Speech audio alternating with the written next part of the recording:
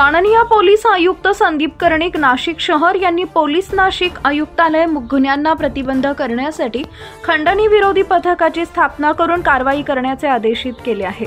पथकातील अधिकारी व अंमलदार गुन्हेगाराचा शोध घेत असताना पोलीस अंमलदार भगवान जाधव यांना इसम नामे जोजेस तेजाळे यांच्याकडे प्राणघातक हत्यार असल्याची खात्रीशीर बातमी मिळाली होती। त्या अनुषंगाने पथकातील अधिकारी व अंमलदार यांनी आज दिनांक 24/6/2025 रोजी नाशिक शहरात वेगवेगळ्या ठिकाणी सापळे लावले होते। नमूद जोसेफ भालचंद्र तेजाळे वयवर्ष 34 धंदा खाजगी नोकरी राहणार room number 103 Rama apartment happy home colony तुळशी आय हॉस्पिटल जवळ पौर्णिमा बस स्टॉप नाशिक हा संदीप हॉटेलच्या समोरील पार्किंगचे मैदान मुंबई नाका नाशिक इथं मिळून आल्याने त्यास